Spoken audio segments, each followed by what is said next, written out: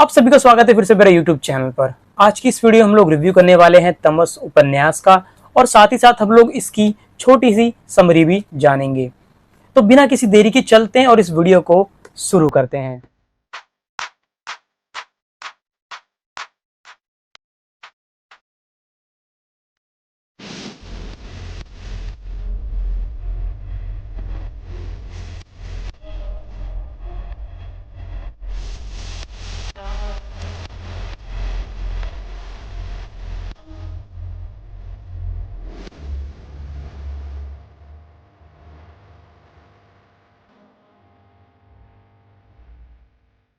आप सभी लोग जानते हैं तमस उपन्यास भीष्म साहनी का काफी ज्यादा प्रसिद्ध उपन्यास है। और इस उपन्यास को उन्होंने क्यों लिखा, इसको वो बिल्कुल पीछे अपने इस किताब के लिख भी रखा है कि ये जो उपन्यास लिखने की उन्हें प्रेरणा है कहाँ से मिली, और इससे ये भी पता लग जाएगा कि ये जो उपन्यास है आखिरकार किसके ऊपर है। वो लिखते हैं पीछे, मुझे ठीक से याद नहीं कि कब बम्बई के निकट भिवंडी नगर में हिंदू मुस्लिम दंगे हुए, पर मुझे इतना याद है कि उन दंगों के बाद मैंने तमस लिखना प्रारंभ कर दिया था। तो इन लाइनों से तो ये साफ पता चल रहा है कि ये जो तमस उपन्यास उन्होंने लिखना प्रारंभ किया, ये हिंदू मुसलमान दंगों को देख करके उन्हें प्रेरणा मिली और वहीं से उन्होंने इसे लिखना शुरू किया। तो 1973 के अंदर ये जो किताब है हम लोगों के सामने आती है। ये उन्होंने 2 खंड के अंदर लिखा है, जिसके पहले खंड में 1 से लेके 13 अध्याय है और जो दूसरा अध्याय है उसमें 14 से 21।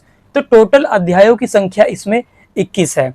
और हम लोग जानने वाले हैं इसी 21 अध्याय के अंदर एक एक के अंदर की किसमें कौन सी कथा या फिर कौन सी कहानी चलती है, जिससे आपको इस किताब का एक ओवरव्यू मिल जाएगा और पता भी लग जाएगा कि इसके अंदर आखिरकार क्या है। तमस उपन्यास की जो शुरुआत होती है, इसका जो पहला अध्याय है वो सुअर मारने की कथा से प्रारंभ होता है। नत्थु नाम का एक व्यक्ति होता है, वो सुअर मारता है। उसको सुअर मारने के लिए कहा जाता है क्योंकि उन्हें वो सुअर चाहिए होता है, और किस लिए चाहिए होता है ये मैं आपको आगे अभी बता दूंगा। तो अगला जो दूसरा अध्याय होता है वो है प्रभात फेरी की मीटिंग का। इसके अंदर पॉलिटिकल पार्टीज हैं जो आपस में मीटिंग करती रहती है और चीजें यानी सब तुम्हें पता है शांति व्यवस्था बनाने का जो उनका प्रयास है वो चलता रहता है। तो तीसरा जो अध्याय इसमें है वो हिंदू मुस्लिम झगड़े के ऊपर है और पाकिस्तान बनने की बात वहां पर क्या है उस अध्याय में शुरू की जाती है, यानी कि जो समय है 1947 के आसपास का है। और नत्थु क्या है वहीं पर ही बाहर घूमने के लिए निकल चुका होता है इसी तीसरे अध्याय के अंदर, सुअर मारने की जो घटना है उसके बाद। उसके बाद जो चौथा अध्याय है उसके अंदर एंट्री होती है लीजा और रिचर्ड की। तो लीजा और रिचर्ड, ये इन दोनों की प्रेम कथा आपको इस तमस उपन्यास के अंदर देखने को मिलेगी। और रिचर्ड जो है काफी बड़ा व्यक्ति है, अधिकारी है, जो ये जो सारी घटना वहां पर घटित होती है उसकी जो देख रेख की जिम्मेदारी है इस रिचर्ड की ही होती है। 5वें अध्याय में साफ सफाई करने के लिए ये जो मैंने बताई थी ऊपर जो मीटिंग चल रही थी, वो लोग पॉलिटिकल पार्टीज वाले जाते हैं कहीं पर, और इसी अध्याय के अंदर 5वें में सुअर मारने की जो घटना है, यानी कि सुअर को मस्जिद के पास फेंक देने की जो घटना है घटित होती है।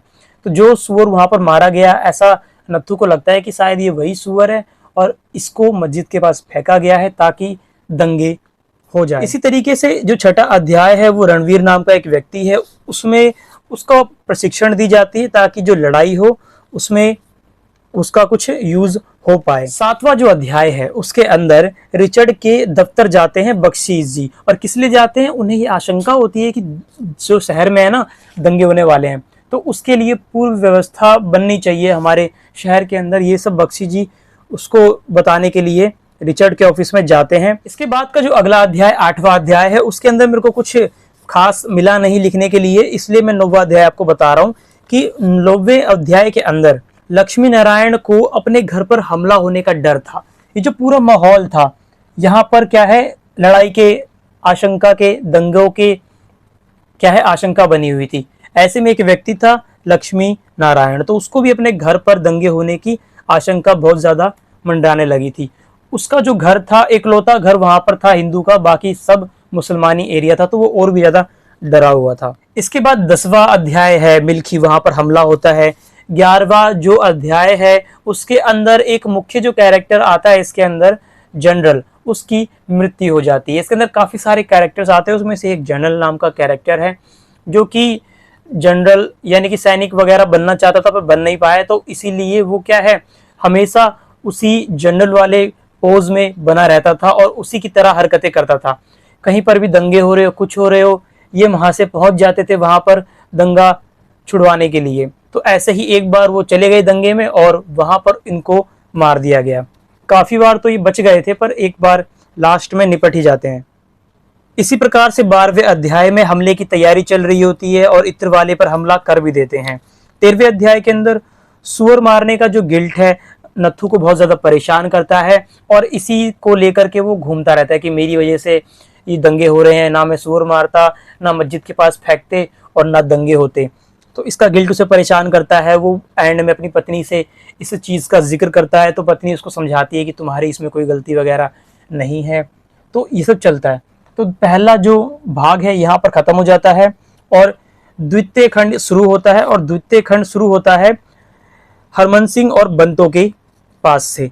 उनको अपनी दुकान छोड़ करके भागनी पड़ जाती है इन्हीं दंगों की वजह से। जैसे कि होता है नॉर्मली जो दुकान वगैरह होती है टपरी पे या फिर कोने पे चाय वाले की, ऐसे ही हरमन सिंह की दुकान थी तो उन्हें वो दुकान छोड़ के भागनी पड़ती है दंगों के डर से। फिर 15वां जो अध्याय है उसमें गुरुद्वारों में सिख और फिर मुसलमानों के बीच का जो झगड़ा है वहां पर दोनों आते हैं। एक तरफ गुरुद्वारा है, एक तरफ मुसलमानों का एरिया है। उन दोनों के बीच में ना झगड़ा होने का जो जिक्र है वो 15वें अध्याय में होता है। तो गुरुद्वारे की तरफ से सुलह करने के लिए सोहन सिंह जाते हैं और मुसलमानों को जो समझाने के लिए कि झगड़ा वगड़ा मत करो, ऐसी बात है, तो वहां पर मीर दाद जाता है। तो ये दो व्यक्ति हैं, सुलह कराने की कोशिश करते हैं कि भाई मत लड़ो। तो गुरुद्वारा एक तरफ सिख लोग, दूसरी तरफ मुसलमान लोग। अब जो दूसरा अध्याय है वो मेनली इसी पर होता है। एक तरफ सिख कम्युनिटी है, दूसरी तरफ मुस्लिम। इन दोनों के आपसी झगड़े का वर्णन वहां पर आता है। इसके मुख्य केंद्र में एक तरफ गुरुद्वारा रहता है, दूसरी तरफ मुसलमानों का एरिया। तो 16वें अध्याय में हरमन सिंह और बंतो जब अपनी दुकान छोड़ करके भाग जाते हैं तो बचते बचते निकलते हुए वो पहुंचते हैं राजो के घर पे और वहीं पर ही एहसान अली रमजान नाम का व्यक्ति रहता है, उसी के घर पे पनाह लेते हैं और वहां पर बहुत ही ज्यादा डर डर के वो लोग रहते हैं। इसके बाद 17वां अध्याय आता है। 17वें अध्याय के अंदर बंतो और हरमन सिंह का बेटा इकबाल सिंह, उसका धर्म परिवर्तन ये मुसलमान लोग करवाते हैं। उसमें जो सबसे मुख्य नाम आता है नूर दीन का आता है।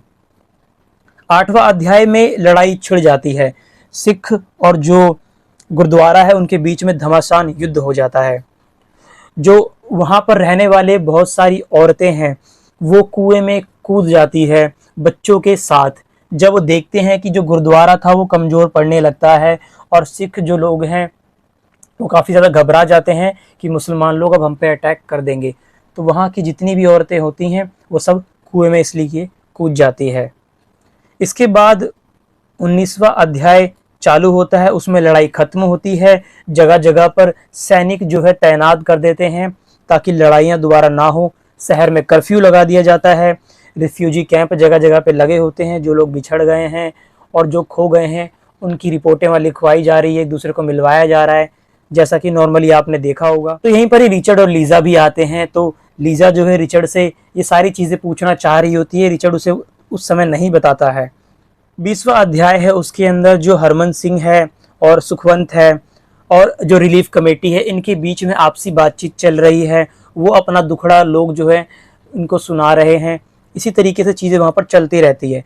इसी अध्याय में एक ब्राह्मण बेटी का किस्सा भी आता है कि कैसे वो अपनी बेटी को वापस लेने से मना कर देते हैं क्योंकि अब उन्हें उसकी ज़रूरत महसूस नहीं होती, क्योंकि उसे जो है मुसलमान लोग उठा करके ले गए थे। तो वो एक तरीके से अपने मरा हुआ ही मानती कि अब वो हमारी बेटी नहीं रही। उन्हें अपने समाज में अपने चरित्र की ज़्यादा चिंता रहती है बजाय कि वो उनकी बेटी है। तो इस प्रकार से जो त्रासदी इसके अंदर दिखाई गई है तमस के अंदर, इसके अंदर आपके जो दिमाग में थोड़ी थोड़ी इमेज बन रही होगी।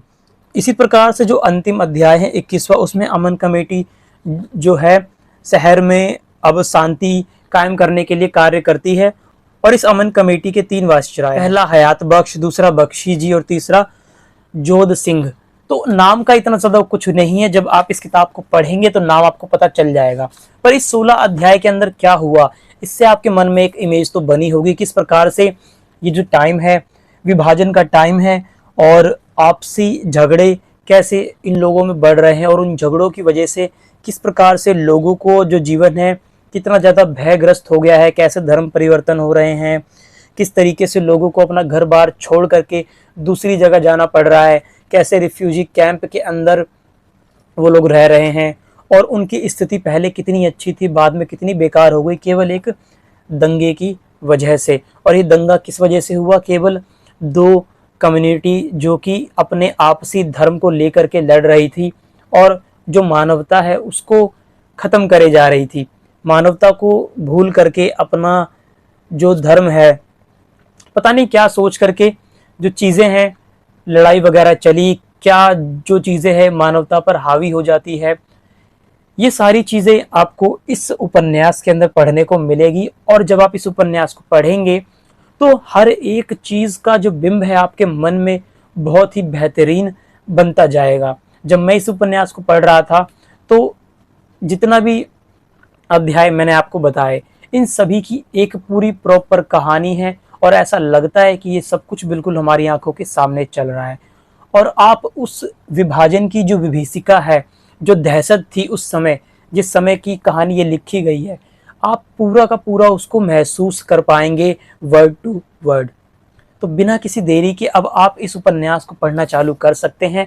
इस उपन्यास का जो MRP है 399 लिखा पड़ा है, आप इसे ऑनलाइन भी ऑर्डर कर सकते हैं। और मुझे बताना पढ़ करके आपको ये तमस जो किताब है कैसी लगी। मैं मिलता हूँ आपको नेक्स्ट वीडियो में एक और नई किताब की रिव्यू लेकर के।